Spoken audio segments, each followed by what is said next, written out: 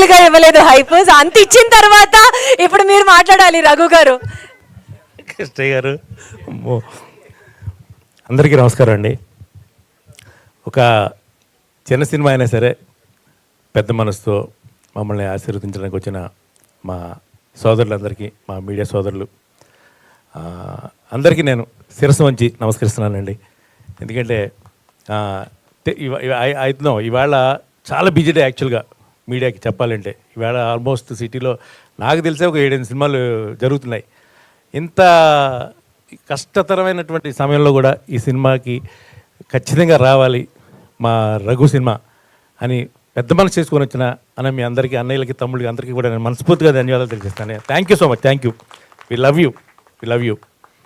So మీ సమయానికి వృధా చేయను నేను. ఇదే అందరు చెప్పినట్టుగానే సినిమా కష్టపడి చేసాం, ఇంకా అది బ్లా బ్లా బ్లా అంతా ఉంటుంది. ఏదైనా 17వ తారీఖున ఈ సినిమా ప్రేక్షకుల ముందుకి వస్తుంది.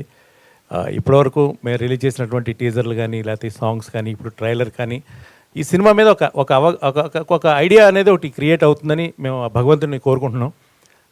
ఎందుకంటే స్టేజ్ మీద నుంచి ఎన్ని హామీలు ఇచ్చినా, లేకపోతే ఎంత పెద్దవాళ్ళు వచ్చి దీన్ని అలా ఇలా అని చెప్పినా సరే, ఈవేళ ప్రేక్షకులు థియేటర్కి వచ్చి చూసే పరిస్థితి అయితే లేదు.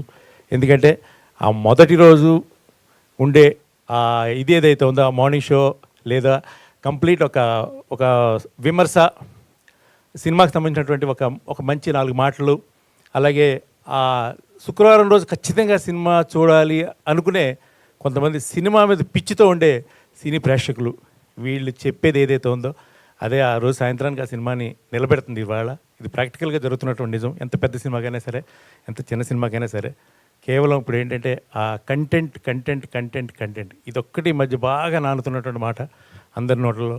సో ఆ కంటెంట్ ఈ సినిమాలో ఉన్నది అని మేము ఇప్పటిదాకా మేము ఫీల్ అయ్యాం. అలాగే ఇప్పటివరకు రిలీజ్ అయిన ఈ సినిమాకి సంబంధించిన ఇవన్నీ కూడా కంటెంట్ ఉన్నది అని మీకు అనిపిస్తే 17వ తారీఖున ఈ సినిమాని చూసి మీకు నచ్చితే మరో 10 మందికి చెప్పి సాయంత్రం ఫస్ట్ షో ఫుల్ అయ్యేటట్టుగా చేస్తారని మనస్ఫూర్తి కోరుకుంటున్నాను. Thank you so much.